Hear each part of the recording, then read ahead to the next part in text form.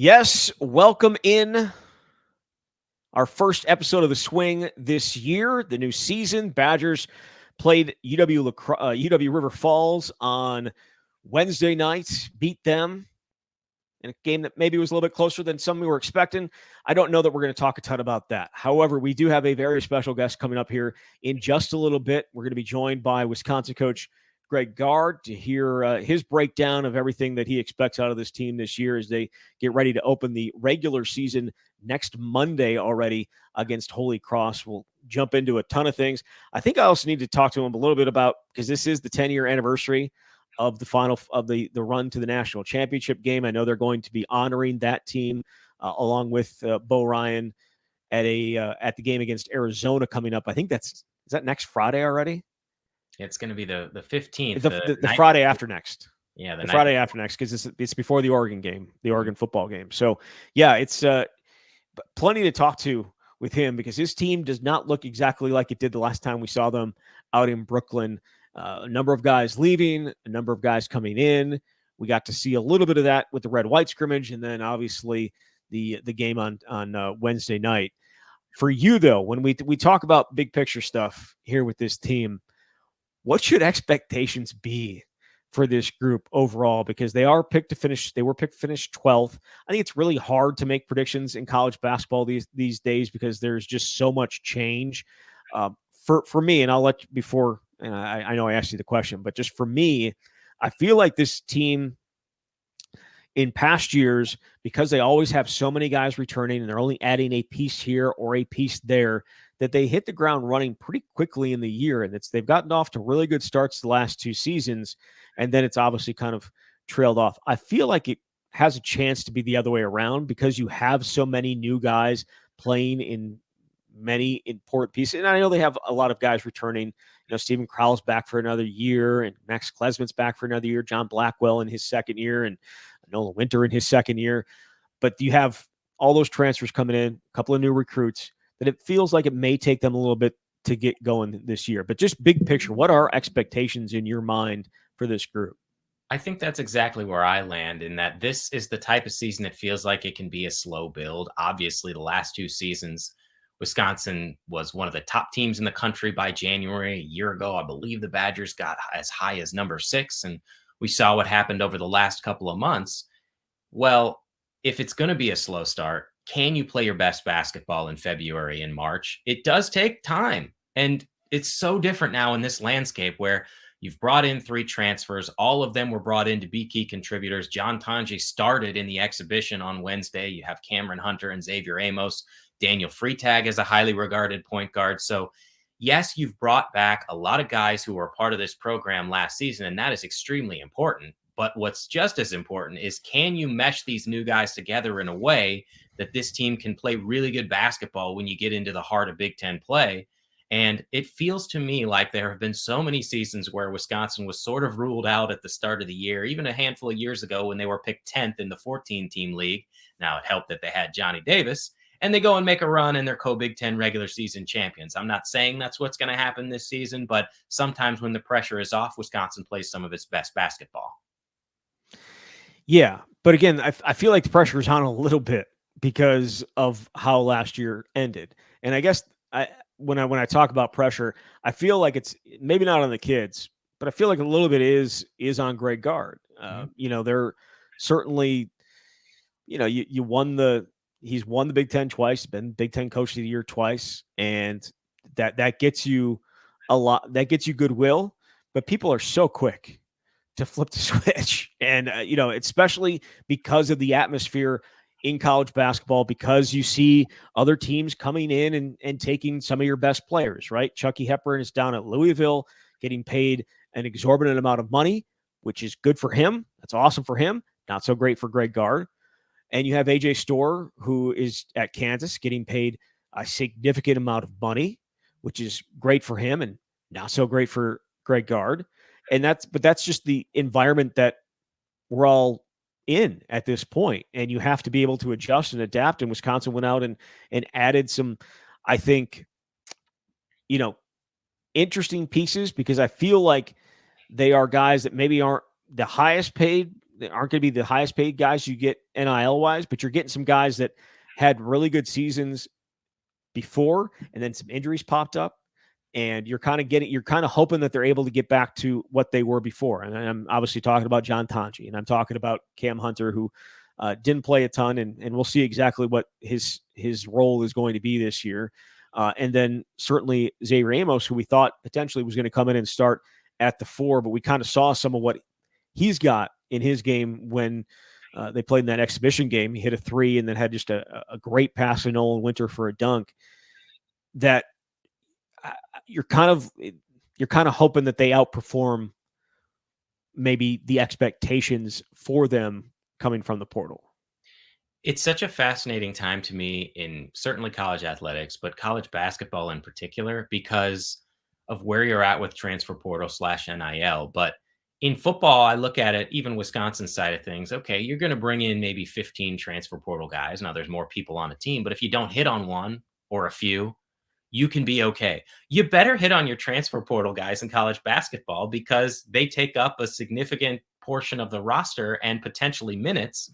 And again, it remains to be seen what the roles are going to be. I think based on what we saw during some of the open practices, John Tonji feels like a really good add. He's clearly in the starting lineup. He's a 3-level scorer. He's very physical.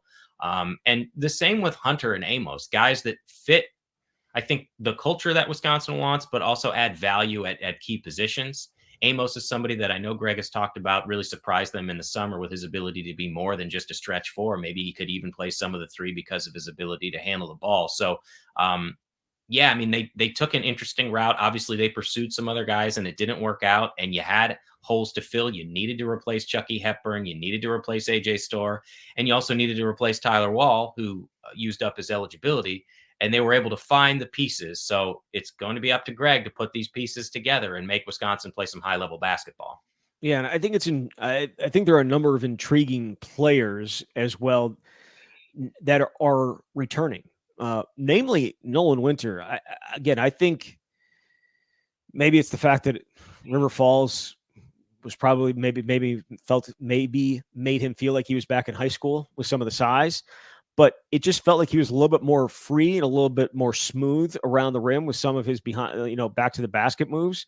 And he had I don't want to call it a Frank Kaminsky, but it is kind of a Frank Kaminsky drive into the hole, little spin, and he was trying to dunk it, but he ended up getting fouled. But there were some moves there that I don't know that I saw from him last year. And I think that comes with added confidence, but also added strength. He has put on weight. He does not put it on easily, but he has put a ton on here since he was first shut up on campus, and that's going to continue to happen. But I think he looks just so smooth compared to where he was at last year. And he's still going to be a guy that, is going to maybe struggle at times against big centers, but his offensive ability, I think, could be something to watch. Again, I know it was River Falls. I get that, but he's got the ability to step out and hit a shot, and he's also got he showed the ability on Wednesday night to put the ball on the ground or put the ball in dribble wise and get to the basket too. And I think that's extremely intriguing. Growth and development is so key, especially at a place like Wisconsin. And we've seen over the years so many guys make a huge leap from freshman to sophomore year, in part because of opportunity. But Winter is in there, John Blackwell too. I can go back to Sam Decker, who was a 6th man, and then obviously his sophomore, junior year ended up putting himself in position to be a lottery pick. So it happens all the time. And I think it's really interesting to see Winter and Steven Crowell pair at the 4 and 5. I think you'll see that a lot this season. And that was one of the big questions for me coming into the season was, well, okay, Crowell is your starting 5. He's been that for a couple of years, but what do they do at the 4? Who's the backup 5? But I think they play off each other really well. And Winter needs to make a big jump because he's going to play a lot of minutes this season. Yeah. Again, the guys that you need to score on a consistent basis, Steven Crowell, because he's your most experienced player and the one that has the ability to step out and hit threes and also play around the basket. And, again, how anybody figures out to get him pissed off before every game, that's how, you potentially have a chance to really have something with him. And I think, we'll see exactly what Max Klesmit's role is. He did start on Wednesday night. He apparently did not start. I mean, he was not with the starting group when we saw a in practice scrimmage, which was before the secret scrimmage. And I don't know, we'll talk about that with Greg, I think, and ask him exactly how that looks, because they lost it to Northern Iowa. But what is his role? Because he did not shoot it well in the red-white scrimmage. He did not apparently shoot it overly well in the secret scrimmage, and then he did not shoot it well on Saturday and on Wednesday night. His shooting has to be a part of this offense, because he's a guy that has proven that in big moments. We saw that in the Big Ten tournament. We saw that he was one of the few guys that actually, for being fair, showed up offensively in the NCAA tournament.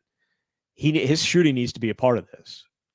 Yeah, I think he's working his way back to a little bit. Battling an injury this preseason. The first open practice that I went to, he didn't participate. So I do think that's got to play a role here early. And you'd rather have some of these struggles early on and then get back into form when it really matters. I think he's going to get there. He's put enough out there in the games that we've seen. Sometimes it just takes one game to get hot, or a couple shots to go in. I don't have necessarily a lot of concern about his ability to score. I think it's going to come for him, but I do just overall, the backcourt look and how the minutes are distributed, I think is really fascinating, and something that Greg is clearly working through as he not only looks at his starting lineup, but how minutes are distributed behind them. And we've talked about this before. I think we did last year, and maybe even in a different setting. Do they truly need a guy that has point guard tendencies in this offense? Because on Wednesday night, they didn't, let's talk about the guys who are true point guards on this team. It's Cam, it's McGee, right? It is probably Daniel Freitag and Cam Hunter. Those are probably the three that have true. You could see them being true, and I'm putting true in air quotes, true point guards. On Wednesday night, they didn't. None of those three guys started, and Cam Hunter and Daniel Freitag barely played.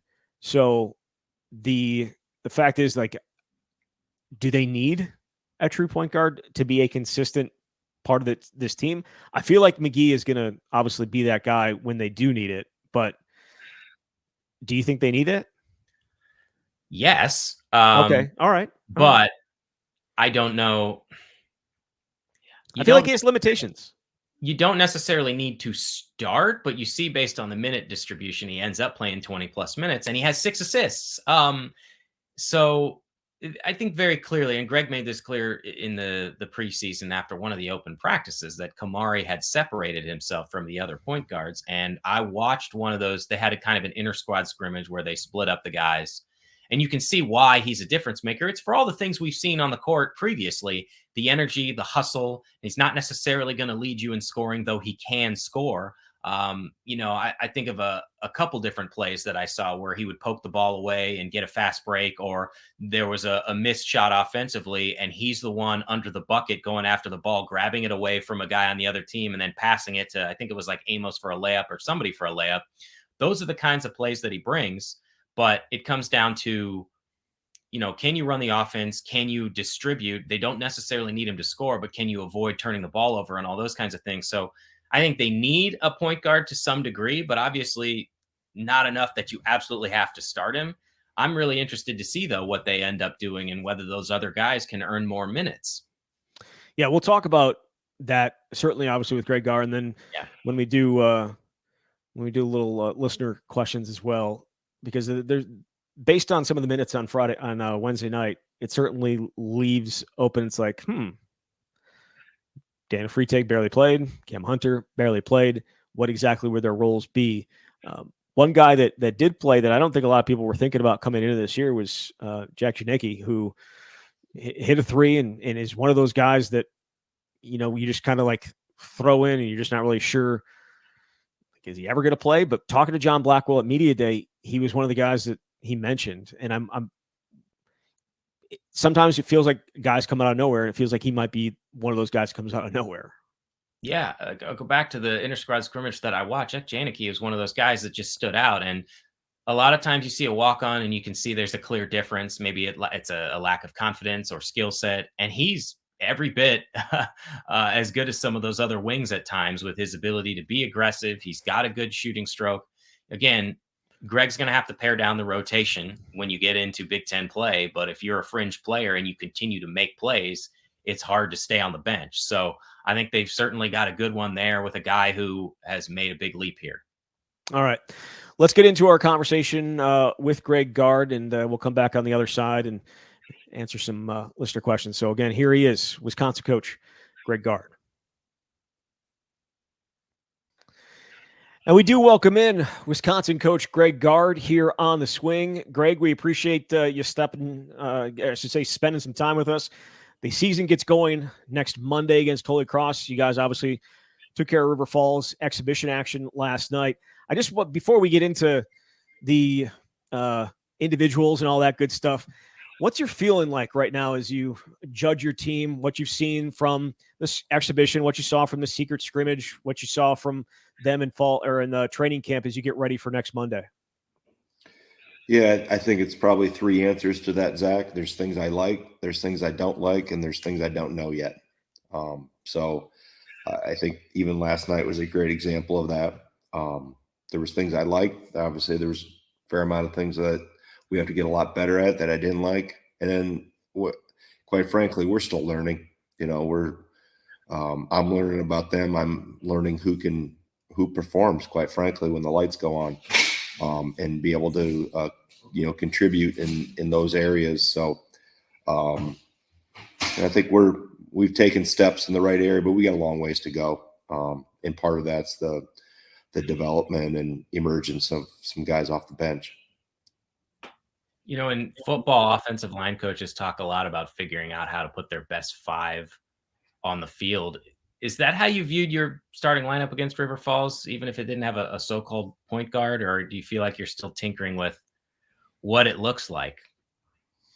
I think the day and age of having a point guard in today's offensive game, and you look universally across college basketball, there's so many players at so many different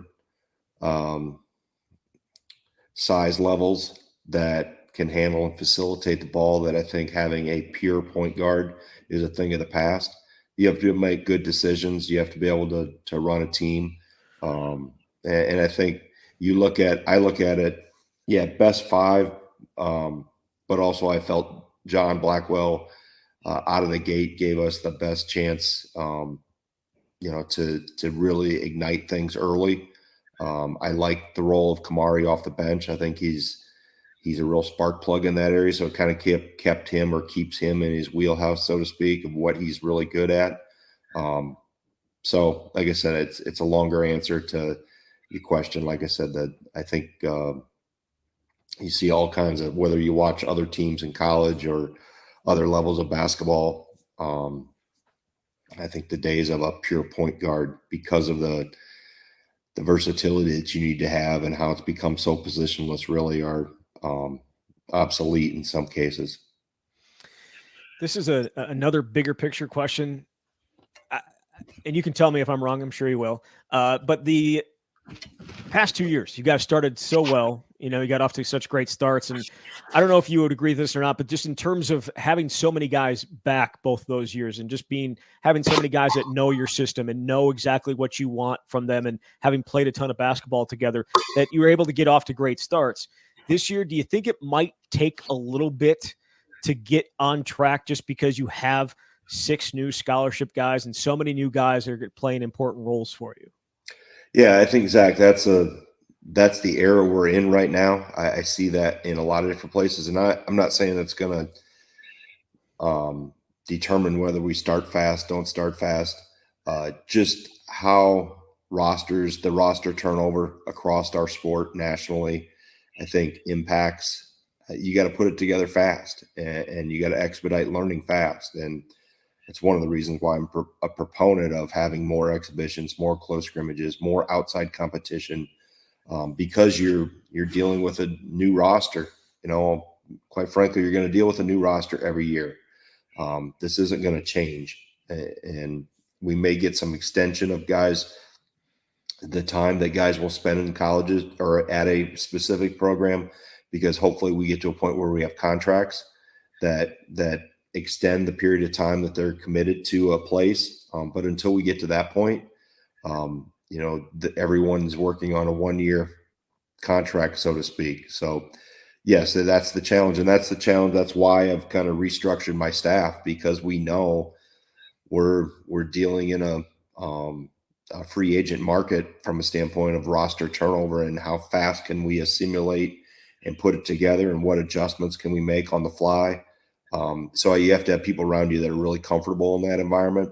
And quite frankly, we've walked into the pro model, not only from a financial standpoint of compensating players, but how you have to consistently plug and play with different spots on your roster. You were able to bring in 3 transfers. You've had some good bit of time with each of them. What have your impressions been of each of them? And at this stage, how you feel like they can contribute? Well, I think John Tonje jumps out just because of his experience. He's got 3 more years of experience than Hunter or Amos, and it shows. And he's still got things that he's got to get better at to fit into the guys he's with on the floor. Specifically defensively is where I see him lacking in some areas. So I think he's ahead of those other 2 just on experience alone. He's seen a lot of college basketball, and he's played on a really good team at Colorado State. And that's the other thing I think you see. He understands what goes into winning. I think Hunter and Amos both have had really good days, and then there's days where we're trying to find them on tape. So just consistency, I think, is a big thing for them. And I think consistency in areas that maybe don't get all the highlights or the spotlight on it, defensively, position defensively, taking care of the ball, rebounding specifically, going to the offensive glass in terms of Xavier's case. There's just little things that they aren't as consistent as what maybe some other guys are. And I think it was evident last night, when we blew the lead up, it was guys that have been here.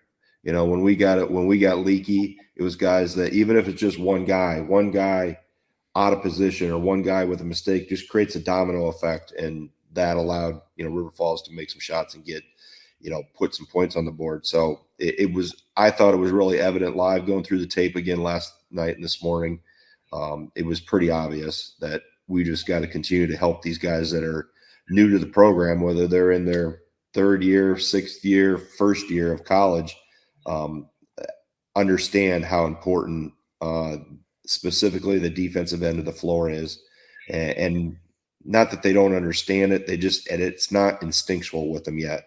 They're reactive versus proactive. And when you react, the offense is already one step ahead. So that's the area that is only going to get better and improve through reps. And now we can really put a light on it in film, and then obviously playing, and that's again another reason why I would like to have more of these exhibitions and scrimmages, so we can get more live action against outside competition. Because when you play you're in practice against yourself all the time, you start learning tendencies. They start jumping things. It just becomes not too robotic, but too predictable. And the predictability is I think doesn't test you as much as what it does when you get to some unscripted things, and how you react and how you anticipate and how you can apply your instincts defensively on the floor. And like I said, the experience shows with guys that have been here. Even Jack Janicki, for example, he redshirted last year, but he watched every one of those film sessions. He was in practice all the time. He has been through the drills, other than a backdoor where Gilmore had to take a foul for him. I thought defensively, right position, extra effort plays, those things that gave us a spark in the second half. So just a guy like him being in the program for a year, the difference in terms of his knowledge and acumen of what we need collectively as a team shows. In your experience, how long does it take, do you think, for guys to be able to learn the rules and implement them on that side of the floor? Depends how fast of a learner they are. I've seen some guys pick it up in, 6 weeks. Some guys pick it up in 2.5 years. It really depends. And this isn't the first group that we've had that where you see the difference. Usually you always watch freshmen struggle, right? Because they're coming out of high school and they didn't have to guard and they weren't held accountable and all those things. Well, now you've got, they're not freshmen, but they're new to how you're playing. And it's really going to depend, Zach, on the individual player, and some will pick it up faster than others. And that's and I think our older guys and our returners have done a good job of trying to help those newcomers, so to speak, pick this up faster, knowing the importance of it. But I think there's no better teacher than experience, and sometimes the best experience is, getting kicked in the teeth on a possession or 2 or 3 or 5 in some cases. That's the best teaching when I can tell you the stove is hot, but you keep putting your hand on it. Finally, you get some blisters, and then you realize, how important. And again, I don't want to discredit or say that these guys don't know it's not important. They do. It's the attention to the details, every single possession that are the difference right now. I realize some of your lineup patterns could be matchup based, but who do you see as the guys most likely to contribute off the bench consistently here early in the season? All the things. Well, I think again, Jesse, experience matters.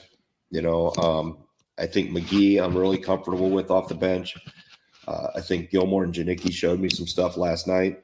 And so you're searching. I'm pretty confident in a group of 6 with the 5 starters and McGee.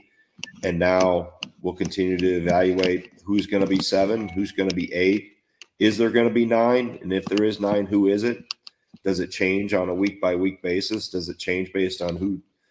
Guys get better during the season, and that could change that too. So I think, quite frankly, it's still there's still a competition battle, and it's not specifically like same positions battling each other. It could be, a guy that's in the backcourt playing better than a guy that's really in the front court. But I'm only going to play 8.5 to 9 guys, probably realistically, when you really start getting into primetime games.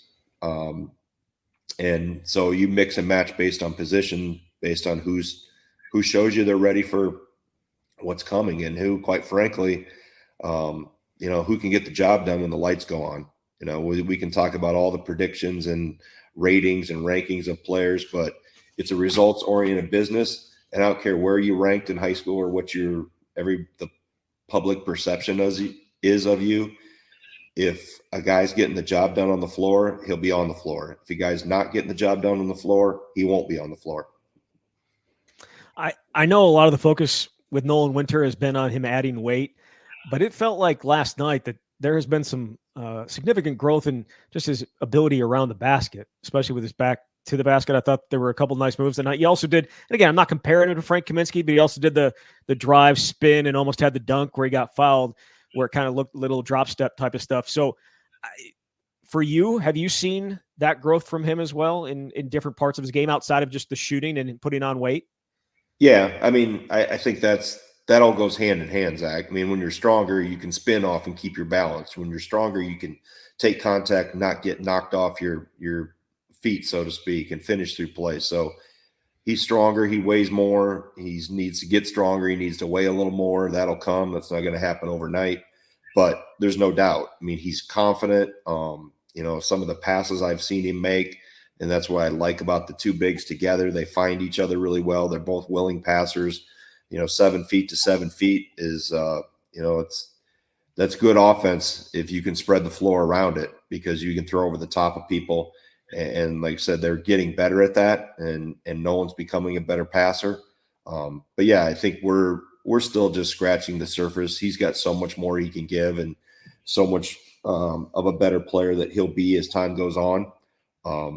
But I think he's trending in the right direction. I've liked what I've seen from him so far, but I also see things in practice that haven't come out in games yet that will come as he gets more experience and, quite frankly, just more confidence. And I think getting more confidence will help him. I know I always get 100 questions about who's going to play behind Steve at the 5. Getting him confidence at the 4 will allow him to play more confidently at the 5. And I think that's, in an ideal world, yeah, I'd love to play them together. You're going to have to go to the bench. You're going to have different situations to deal with. But I think his maturation at the 4 and the success he's had with that so far will help him for when he does have to play a little bit of 5. I know Max was banged up earlier this preseason. Just where is he at in his progression back? And what do you like about the combination of Max and John playing together in the backcourt? Yeah, I think, you look at that first 5 I threw out there, there's a lot of scoring. We didn't shoot it well as we will, I think. And, there's some shot selection things that we'll need to pass up to get a better one. But I like the fact that, Max is he has a scorer's mentality. He's not bashful in terms of pulling the trigger. In terms of back from the injury, he's probably been back full throttle for about 10 days, I would say, in practice. So he's still trying to find his rhythm. Needs to see the ball go in. I know that frustrated him last night, but between him and McGee, I think just their leadership, their voice on the team, they're both really the epicenter of our heartbeat and our vocalization from our upperclassmen. So he's got to foul less. I think he takes some gambles defensively and gets himself in position. And that'll allow him to stay on the floor a little bit more. But, I like his aggressiveness. I'd rather have somebody ultra aggressive that we can hone in a little bit than having to encourage a guy to try to find the basket. So I think he'll be in a position where he'll be in a chase mode defensively. He'll be one of our chasers in terms of guarding shooters. So his experience that he's gotten over the last 2 years will help him in that regard. But he'll be fine. We just need to continue to help him get into a rhythm. And like I said, the first 5's got a lot of offensive pop to them. Now we've got to hone some things up defensively, and then get him some more consistent growth and maturity from guys off the bench. I think you said after the game that, shooting threes, you guys are going to shoot threes. It's kind of what the game is. You shot 32. I think 32 was the high for you last season. Took 32 against Purdue in overtime, I think. The 32 that you took last night, were you okay with all of them? Is that kind of just what we can expect on a regular basis, or is it just how the game kind of played out? I would say we need to shoot somewhere between 25 and 30 plus. Okay. The game's going to dictate that. The number of possessions, sometimes you're going to get in a higher possession game, lower possession game. So maybe the opportunities, some teams will really chase you around and take away the 3. River Falls wasn't. They were packing stuff in and going under a lot of things. I liked most of them. I didn't like all of them, specifically ones we had to shoot. We shot early in the clock. We side dribbled a couple times. We had a guy in our face. We could have shot fake and drove a closeout a couple times. So I would say the 32, 25, 26 were good. You can't, I don't want to micromanage that too, specifically with Blackwell and Tanjay and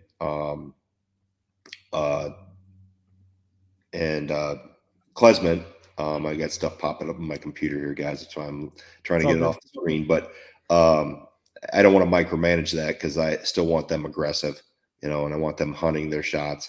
But we'll look at, and I'll show them on film where specifically when we're not in a panic situation, late clock, let's turn down a good one for a better one. Let's turn down a contested one to drive and kick or get ourselves to the rim.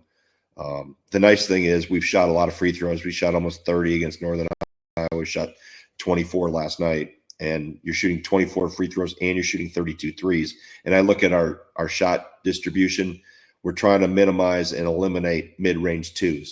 And if you look at anything analytically, nationally, you study what the NBA does, and it makes sense. You want things at the rim in the paint where you're going to get fouled, and you want to minimize the long, contested 15-foot 2s. You're going to get caught in situations where you're going to take a few here or there, but the shot chart last night was really good. I got the analytical report late last night from the company we're working with now, and That distribution was really good.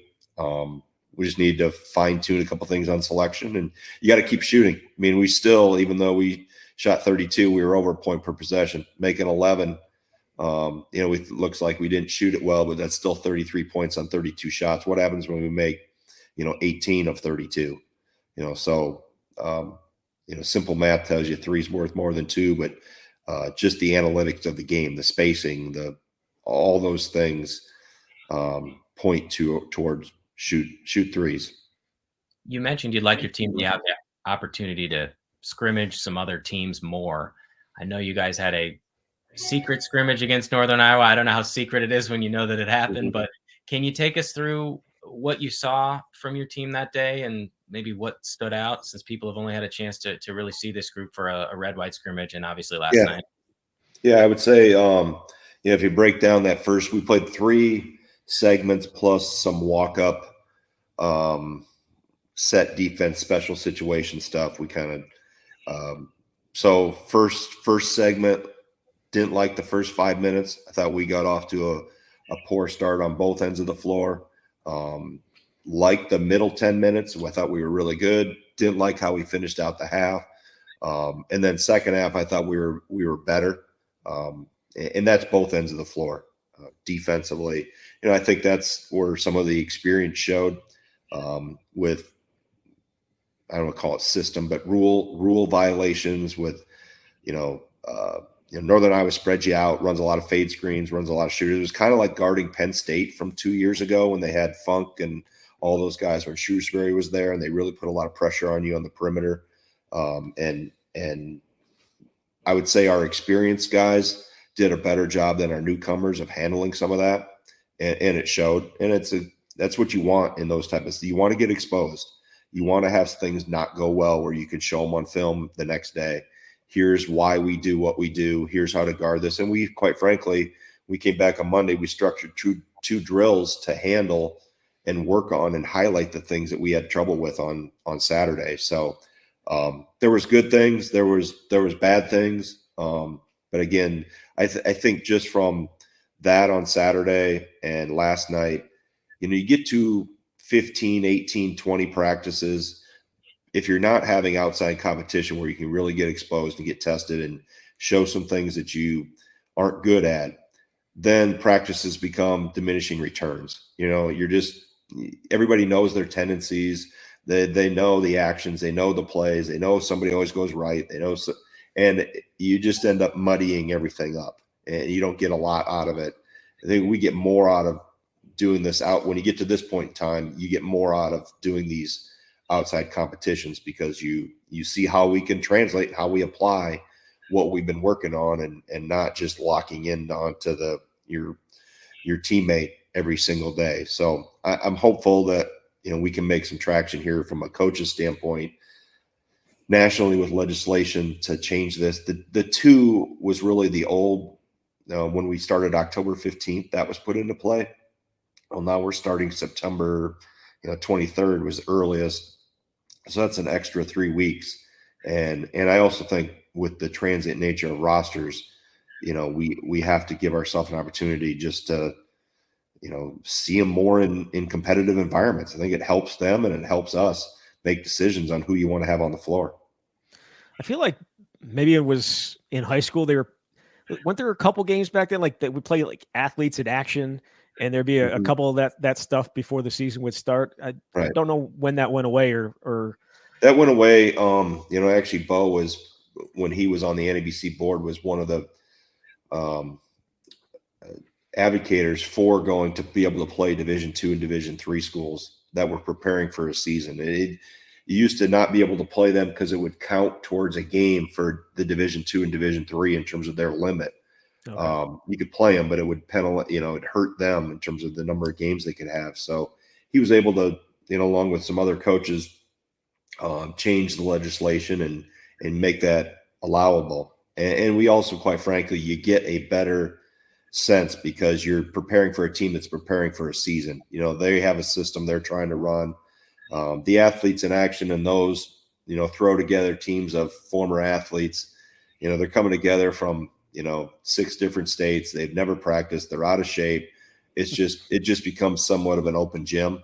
Yeah. And we felt we just didn't get a lot out of it. Especially in, maybe the first 5 minutes, 10 minutes, but then they run out of gas and it just becomes hero ball and one-on-one stuff. So playing a team that is preparing for a season and, has a plan, is trying to do some things has been much better. I just wanted to ask about Daniel Freitag, because I feel like, and this is probably on us as media and us as just the expectations for him coming in were probably a little bit unfair. And it felt like last night, and again, you can tell me if I'm wrong, it felt like last night he was trying to do something special every time he got the ball, and Yep. it didn't happen for him. What have you seen from him coming along and trying to find his way here? I think it's typical for a freshman when they come in that they try to hit home runs.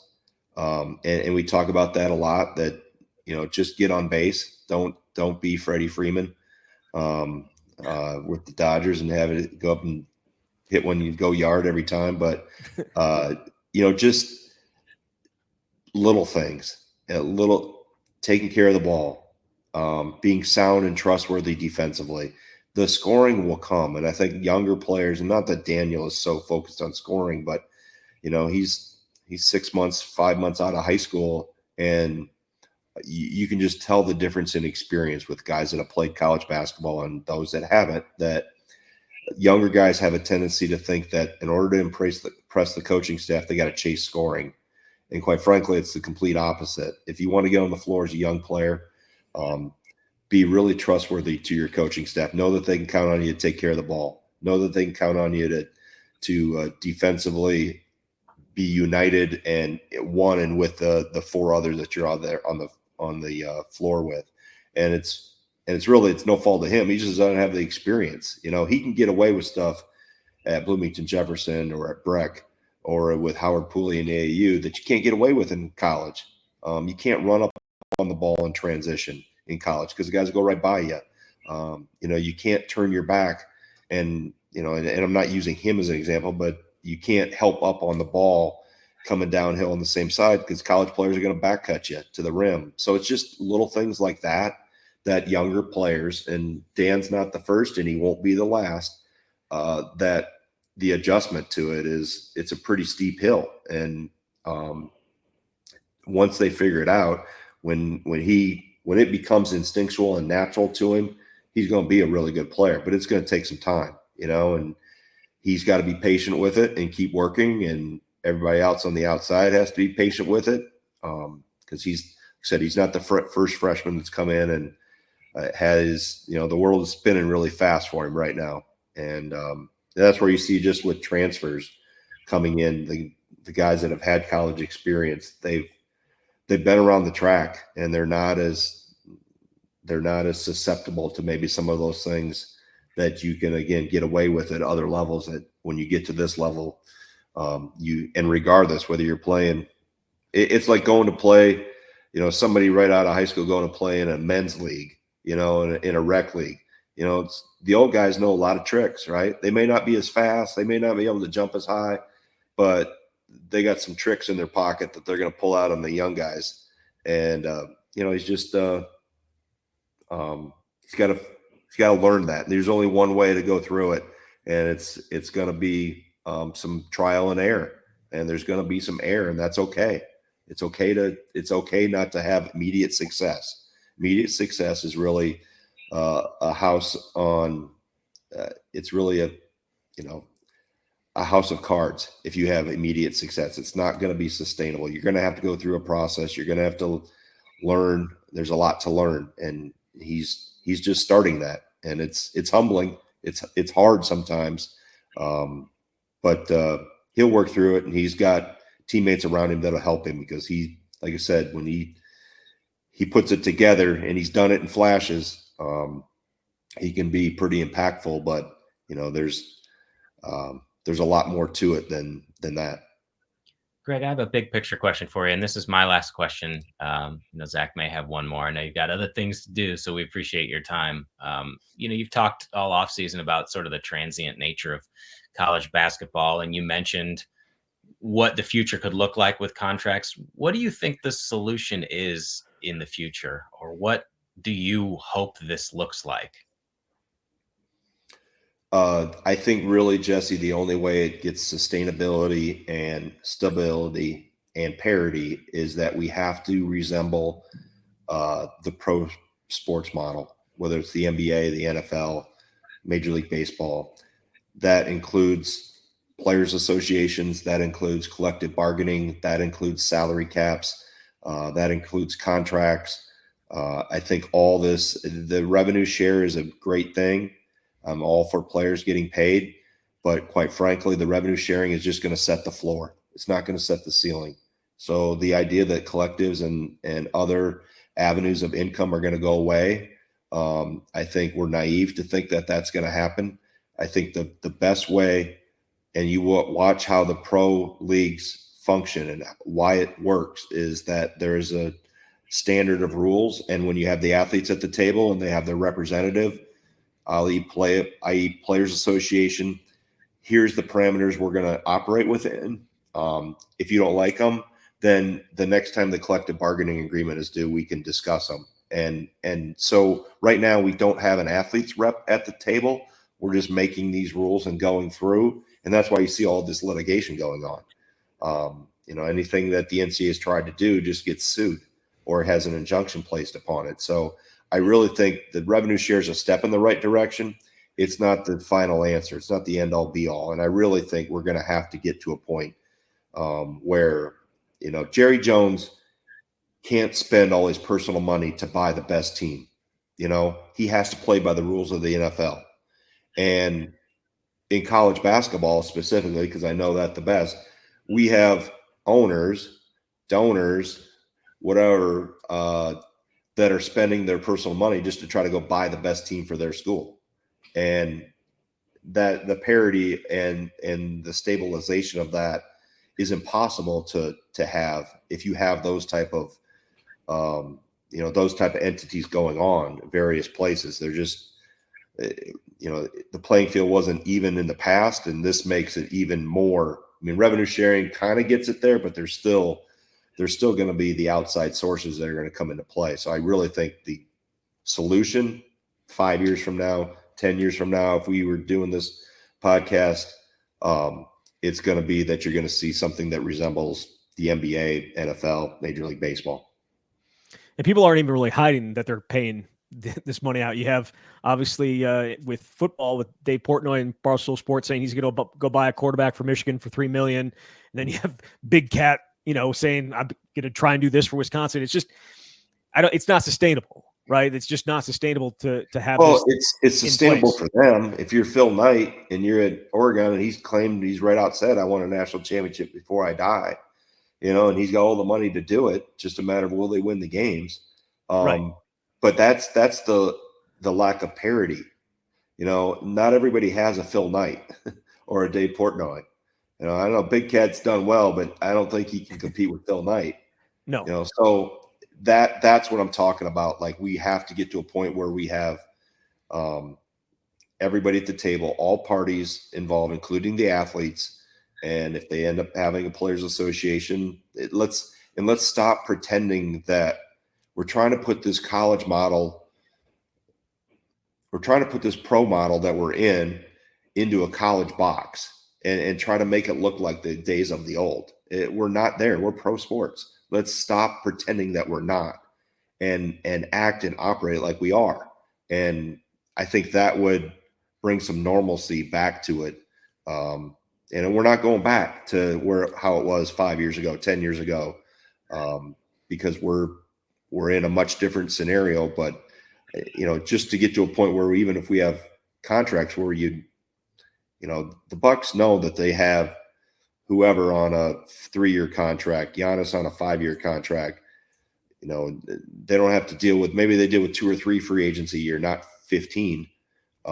So that's where that would allow you to forecast maybe a little bit more into the future of what your roster is going to look like and how you can plan for the future. But there's a lot of pieces to this. We could go on for a whole show of the issues, and I don't have all the answers. I just know, being here with boots on the ground, and that's the unfortunate part, that the NCAA hasn't put boots on the ground in the decision makers' offices all the time. When they really make these decisions, they've locked the boots on the ground guys out, and that's why we've got the issues we've got, because we, quite frankly, as a coaching organization, scream from the mountaintops what the problems were going to be if we walk down this road. And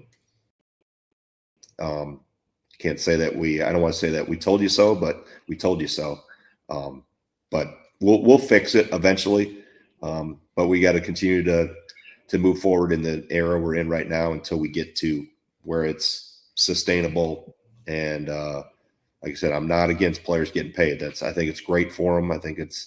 But it's such a crapshoot from, quite frankly, school to school. We're all doing it different. There's none of us that are operating the same way. Yeah, the lack of parity, and we've talked about the NFL, how it got to be where it is right now. The parity, everyone has a chance to win because you have the salary cap. They're all playing with the same rules, and that obviously is not the case right now with college athletics overall. Before I let you go, I wanted to ask you about raising the banner for Bo, which you're going to be doing for the Arizona game coming up here in a little bit. But I also wanted to ask about your trip out to Massachusetts for the Hall of Fame induction, and just what that weekend was like, and being around everything that went on that weekend, how special that was. Yeah, I mean, it was we packed a lot into 48 hours. I mean, we practiced that morning, and then I took a couple of my staff members and some donors out on a plane out to New York, and we actually did a dinner with some NIL donors Friday night. And then we went to the Rutgers football game Saturday, did another event for some New York donors on Saturday night, flew to Springfield on Sunday, late morning. And then it was great. I mean, the Hall of Fame, it's the first time I'd been there, and I didn't actually get to the Hall of Fame. I just went to the auditorium and theater where they were doing the induction. But I think everything that I talked to Coach, he was on a whirlwind tour that whole weekend.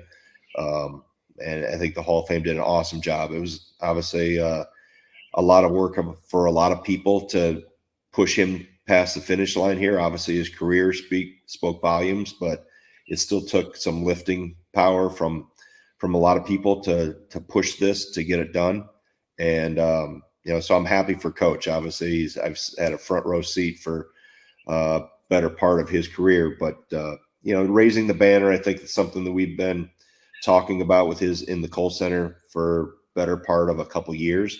And it was a matter of, this was the right time. I think getting the Naismith Hall of Fame induction was the first thing we wanted to get across the finish line. And then, have the banner, have his name in the rafters was the next step. So, all well-deserved, and it'll be a great weekend. We got a lot of former players coming back. Obviously, those two Final Four teams, we decided to honor them both, since there was really only one player of difference between 14 and 15 and Ben Brust. Just do it in 15. Bo getting into Naismith could be celebrated. Putting his name up in the rafters could be celebrated. So we're able to package a lot into a Friday night, which it'll be a fun time. And I won't be out there to watch all of it at halftime. I'll be trying to figure out how we're going to handle the Wildcats in the second half. So it's an awesome, big time game. And then you follow it up obviously the next day. It's a heck of a weekend for Badger fans with Arizona, Wisconsin on Friday night, and then Oregon, Wisconsin on Saturday. We guess we don't know game time yet. There's rumors it might be at night, but we'll find out here in a few days. We will. It feels like the Naismith thing. How long had that process been going on? Because I feel like 10 years ago when we were in Indianapolis for the Final Four, there was talk about it happening that year. Like, could he potentially get in, and be, because I believe he was on the ballot that year as well. How long did that process last? Well, 10 years. Okay. All right. He was on the ballot several times. Yeah. And there's a phase you have to get through that we learned. And then, they've kept it very secretive in terms of who are really the decision makers, Zach. So you have to do a lot of behind the scenes politicking and lobbying and try to find the people that are either in the decision making chair or are close to people that are in the decision making chair, and just keep it relevant. I think you saw me last year. Anytime I could tee it up in the media, I did it just to keep it alive and keep it relevant and keep pushing it. And like I said, it was I think our communications department did a good job of arming us with, a lot of information, and our local media did a good job of pushing it out as much as we could, but we really had to make a national push. So that's, anytime we could get in front of those people and keep it relevant, we wanted to. And it took it took time too he had to get past a certain committee, and then he had to get to the second committee, and then passed on to the third committee. So, there was a lot of help along the way to keep him moving forward. And I'm just happy it got done. For sure. And again, the banner going to be going up during halftime of the game against Arizona, which is a little more than 2 weeks away here as we talk on Thursday. Greg, really appreciate your time. Probably took more time than you were expecting, but we appreciate it. And good luck this season. We'll catch you up down the road for sure. All right. Sounds good, guys. Thanks for having me on. All right. Appreciate Greg Gard jumping on and spending some time with us. As I said, I wasn't expecting to keep him 40 minutes, but plenty of stuff to get to as the basketball season gets going. Before we get going here, going to hit on a few listener questions that we got that I asked for and got after the exhibition game on Wednesday night. We'll start with on Wisconsin. If Freitag's only getting 2 minutes, is there a chance he can play the boundary wideout on Saturday? They should give it a shot. I mean, I have some gas left in the tank. I know way back when, a year ago plus, there was some discussion as to whether he might pursue football. And in fact, he did. If you remember, he went to a spring practice, and it just so happened that Greg was on the sideline hanging out, catching a practice. But yeah, obviously a tremendous two-sport athlete in high school. What do you make? This is another question. Matt asks, what do you make of the minutes that he got, and what's the expectation now compared to when he first arrived? I think Greg laid it out pretty well. And he's been saying this for a few weeks, maybe a month plus. He has an electricity to him that is special. And sometimes that electricity can get him into trouble where he wants to make the big play in that moment. And you've got to learn to pick your spots. And I have no doubt he's going to figure it out. And look at what he did in high school. But when you come in as a highly regarded player, 4-star prospect, one of the highest, if not the highest of the Greg Gard era, that puts a lot of pressure on you. Sometimes it just takes a little bit longer. Yeah, for sure. Carter says, overreaction or no, the Badgers will be no worse than 7-2 when they play Marquette. Early non-conference is pretty soft slate. Can you pull up the schedule while I'm going through this? Is a pretty soft slate. Should learn a lot about this team the first 2 weeks of December, though. I didn't pull up the schedule during that span. I don't even know. Why are you here? No, I'm kidding. I will pull it up while you talk. Yeah, I mean, I don't know. I think. Let me run the schedule down real quick here, all right? Holy Cross, Montana State, App State, Arizona, the game we talked about with Greg, UT, Rio Grande, UCF, Chicago State. That is the 7 games in November. And then they play Michigan in the first week of December before they play Marquette. So Marquette is actually game number 8, I believe. So it'd be, I think, 7-2, 6-2, 7-1, like that. Like, is that realistic? I think it is, given the level of competition. And I also think this is the type of year where this schedule makes sense. It doesn't always work out that way. You know what? I'm wrong. Obviously, the Greenbrier tip-off is in there as well. So they play UCF, and then they could potentially play.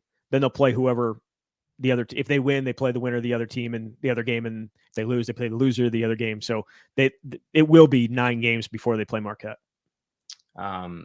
Yeah, but there's some good tests in there, and I think there's going to be enough games where this team can figure itself out before you get to the heart of Big Ten play. They also have to play Butler in Indy later. There's some really good, tough non-conference matchups, just enough to give you a good test before conference play. Yeah. Last one here, and it's something I asked Greg, and I think it's something we talked about at the beginning of the show. This feels like a team that will play its best ball in the second half of the season, given the makeup of youth and transfers, but recent Badgers teams have done the opposite. Which will it be for this Wisconsin team? And he says, Jesse can't take somewhere in the middle and hedge like always. I don't hedge like always. I maybe hedged a few years ago. He has to choose. Yes. You get a reputation, sir. You get a reputation, and it doesn't leave you. There's worse reputations to have than there are significantly worse reputations to have. Yes. I think an overreaction machine like me, apparently. I think they'll be better late in the season. I just do. The pieces are there. Obviously, they're coming off an exhibition game where there's plenty to fix, and there should be plenty to fix. But I like that top 5 group. I think you've got to figure out what the bench looks like and how they can each contribute. But I mean, I think they'll be in the mix to be competitive there late in the season. I don't have any reason to doubt that. Did you just say in the mix to be competitive? NCAA tournament hanging around. That is the question that we always ask at this with this show. Are they going to make the NCAA tournament? I'm going to say no at this point. But you know what? I'm not the only one who thinks that. Otherwise, they wouldn't have been picked tied for 12th. So, yeah, I think it's going to be. I think it's an uphill climb for sure. Mm-hmm. I think it's an uphill climb for sure. I mean, they need to come together on the defensive end, because I think we saw it on Wednesday night. Clearly, Greg thought it was a problem against Northern Iowa as well. That defensively, when you have so many new bodies that have to learn the rules in Wisconsin, whatever you want to say, defense is important. It's going to continue to be important. It's going to still, impact your playing time. And there are certain guys that are going to be on the floor no matter what. John Tonchi going to be on the floor no matter what, because he's potentially your best offensive weapon, along with John Blackwell. But the other guys, it needs to come along and for them to get extensive time. But we'll see. The Badgers will get the season going November 4th. That's next Monday against Holy Cross. And we'll see how this early part of the season plays out. Jesse, thank you very much. Thanks, Zach. All right, there he is, Jesse Temple from The Athletic. You've been listening to The Swing.